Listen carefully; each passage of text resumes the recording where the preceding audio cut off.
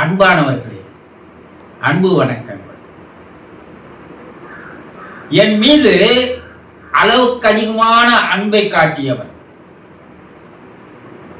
எனக்காகவே வாழ்ந்தவர், என்னுடைய நலத்திற்காகவே உயிரோடு இருந்தவர், எதிர்பாராமல் திடீரென்று இறந்து விட்டார். அந்த இறப்பு, அந்த பிரிவு என்னால் தாங்கிக் கொள்ளவே முடியவில்லையே. ஏன் குருஜி, ஏன் இது இப்படி நடக்குது? இறைவன் என் மீது கருணை வைப்பதில்லையா? இறைவன் என்பவனே இல்லை. இல்லை என்றால் எனக்காக வாழ்ந்தவர், அவரை இறைவன் அழைத்து சென்றிருப்பானா? நான் இப்போது அனாதியாக அல்லவா இருக்கிறேன். சித்த பிரமை அல்லவா எனக்கு ஏற்பட்டு இருக்கிறது என்று ஒரு அன்பர் கேள்வி கேட்கிறார்.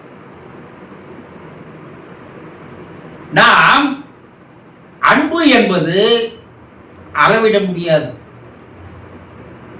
உலகத்தில் இருக்கின்ற எல்லா ஜீவராசிகளையும் அன்பால் கட்டுப்படுத்தி விட முடியும்.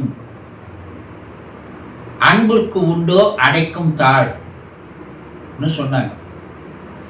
ஒருவனிடம் அன்பு இருக்குமையானால் அவன் உலகில் எல்லா காரியத்தையும் சாதிப்பான். உலகமே அவன் பக்கம் நிற்கும். அன்பு என்பது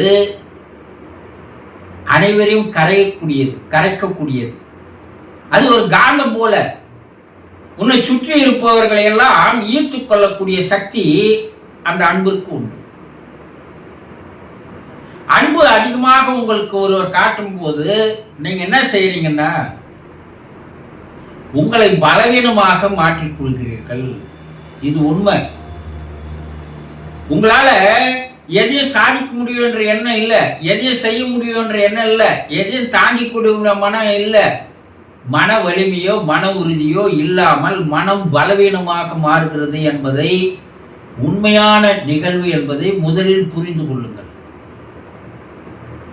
ஏன்னா உங்க மேல அன்பு காட்டுறவர் உங்களுக்கு எல்லாத்தையும் செய்திடுறார். உங்களை சந்தோஷத்திலேயே வைத்திருக்கிறார். எனக்கு எது வேணும்னாலும் கேட்டாலும் அவர் எடுத்துன்னு வந்து கொடுத்துருவார். நான் நினைப்பதையெல்லாம் செய்யக்கூடியவர் அவர்.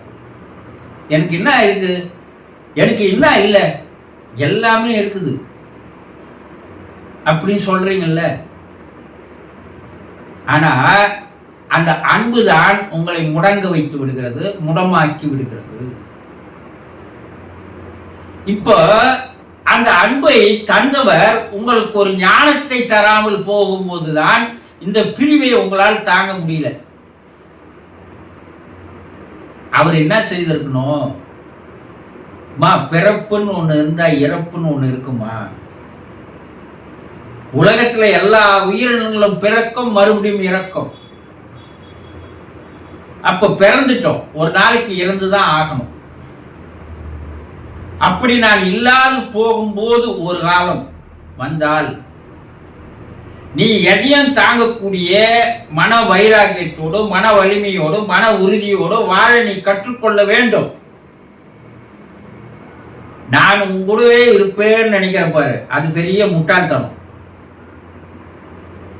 நான் என்னையா இருந்தாலும் தனியாக தான் இந்த உலகத்துக்கு வந்தேன், நான் தனியாக தான் போனோம், என்னோட யாரையும் அழைத்து போக முடியாது. ஆகவே ஒரு உலக உண்மையை, ஒரு வாழ்வியல் உண்மையை நீ தெரிந்து கொள்ள வேண்டும். என்றாக இருந்தாலும் நான் உன்னை விட்டு பிரியலாம். என்னுடைய வாழ்க்கை நிரந்தரம் அல்ல, உன் வாழ்க்கை நிரந்தரம் அல்ல. இப்படி அவர் அன்பு காட்டிய போது சிறிது சிறிதாக ஞானத்தையும் தந்திருந்தால், அப்போ உங்களுக்கு அந்த பிரிவு ஒரு துக்கமாக, துயரமாக இருந்திருக்காது. நீங்க அன்பிலேயே நனைந்து கொண்டிருக்கும் போது உங்களுடைய சிந்தனையும் வேறு பக்கம் போவதில்லை. அவர் உங்க கூடவே 200-300 ஆண்டுகள் வாழ்வார்னு நினைச்சுக்கின்னு வாழறீங்க. எனக்கு என்ன, எங்க அப்பா இருக்கிறார், எனக்கு என்ன, எங்க அம்மா இருக்கிறாங்க, எனக்கு என்ன, என் கணவன் இருக்கிறார், எனக்கு என்ன, என் மனைவி இருக்கிறார். நான் எதற்காக கவலைப்பட வேண்டும்? எதற்காக துக்கப்படணும்? எதற்காக துயரம் பண்ணணும்? எதற்காக கஷ்டம் பண்ணணும்? சொல்றீங்கல்ல.